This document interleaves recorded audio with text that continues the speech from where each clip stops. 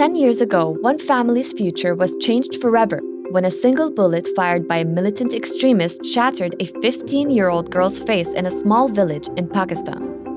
That was when the world learned who Malala Yousafzai is. This is Beyond the Headlines. I'm Nada Al Taher, and this week we're looking at how her story, advocacy, and activism have inspired generations in her hometown of Swat in Pakistan and beyond.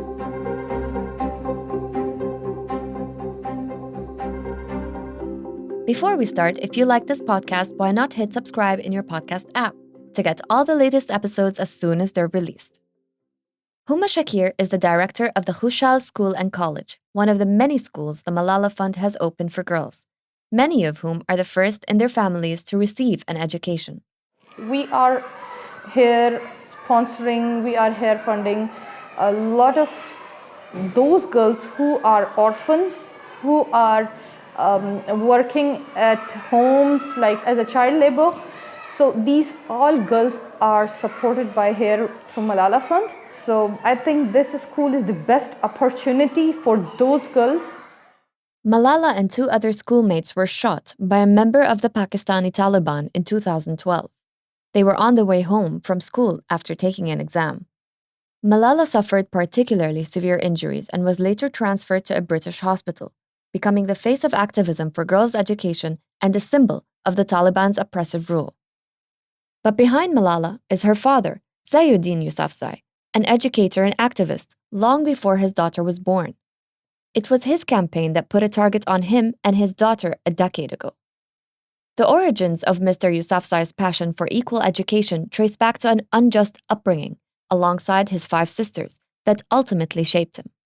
I could see 2 sets of parenthood under the same roof. One was for the men and the other was for women and girls. I was served with milk cream with my breakfast tea, morning tea. My sisters were not. I had more pair of shoes, better clothes, while my sisters did not have. And the worst discrimination that my sisters went through was their deprivation from education.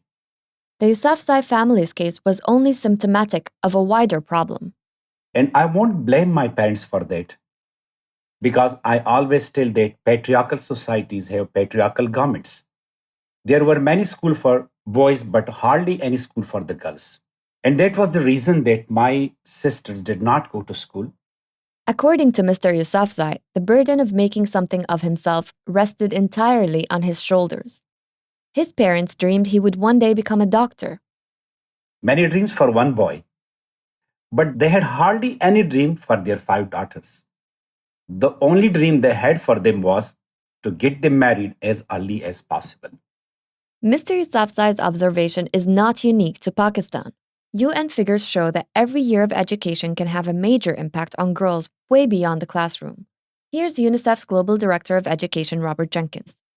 Girls that drop out of school are at higher risk to child marriage, are at higher risk to gender-based violence and other very real abuses. It has been estimated that for every year of secondary education, it can reduce the likelihood of a girl being forced into marriage by 5 percentage points or more. Mr. Yousafzai says enabling girls to go to school and empowering them too is crucial, especially among the ranks of men who are often found in decision-making positions. Men are the problem, so men are the solution as well. I don't see many men and fathers standing by the side of their daughters. I think it's time that Afghan fathers, they should rise peacefully and they should raise their voice for the right of education for their daughters. And Taliban regime must let Afghan girls learn. Back in Swat, Ms. Shakir says the knock-on effects of Malala's story and her father's support are still felt to this day, 10 years after that fateful attempt on then 15-year-old Malala's life.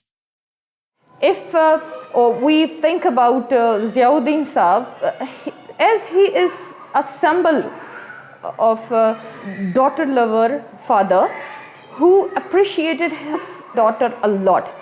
Here, every man is like him. Respect and appreciation towards women are some of the key words for what Mr. Yousafzai says should be the new understanding of masculinity, especially in patriarchal societies. So we need to redefine manhood.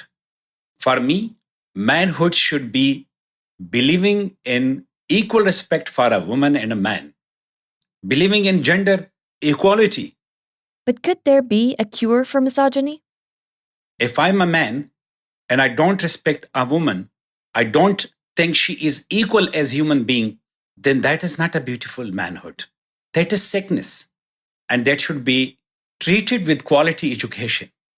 Mr. Yousafzai claims women are often, quote, sandwiched between religion and society.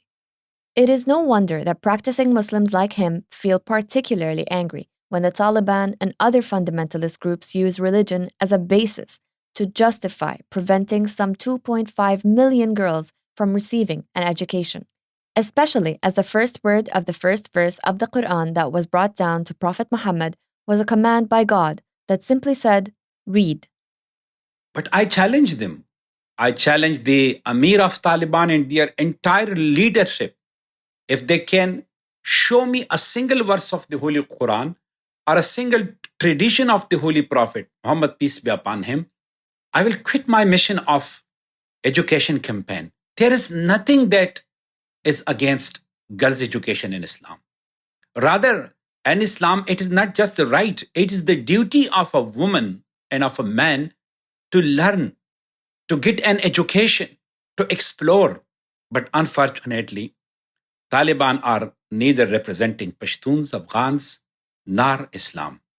Looking back at his own story, Mr. Yousafzai says that the change he wanted to see in society began with himself.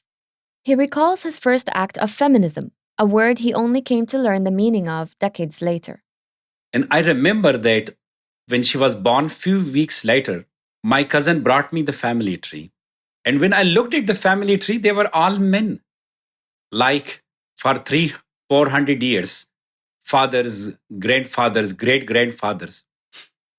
And when I looked at that tree, I picked up my pen, drew a line from my name, and wrote Malala Yousafzai.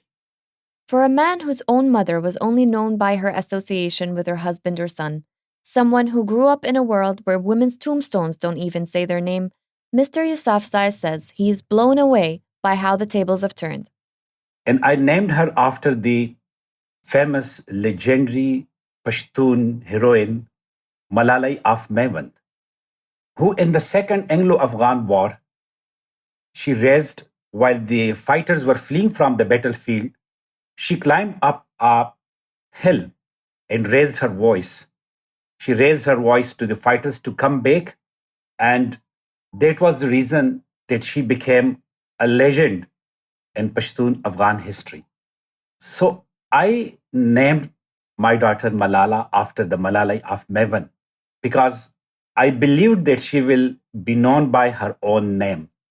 I believed that she will have a voice, though I didn't know that a day will come and I will be known by her name. That is such a beautiful thing. Assalamu alaikum. My name is Ziauddin Yousafzai. The world also knows me as a daughter's father, Malala's father, and I am so proud of it. Thanks this week to Ziauddin Yousafzai, Huma Shakir, and Robert Jenkins. This was Beyond the Headlines. I'm Nada Al Taher, and this week we were produced by Arthur Edison and Tom Smith. If you liked the episode and want to get each one as soon as it comes out each week, hit subscribe in your podcast app. While you're there, why not leave us a review? It really helps.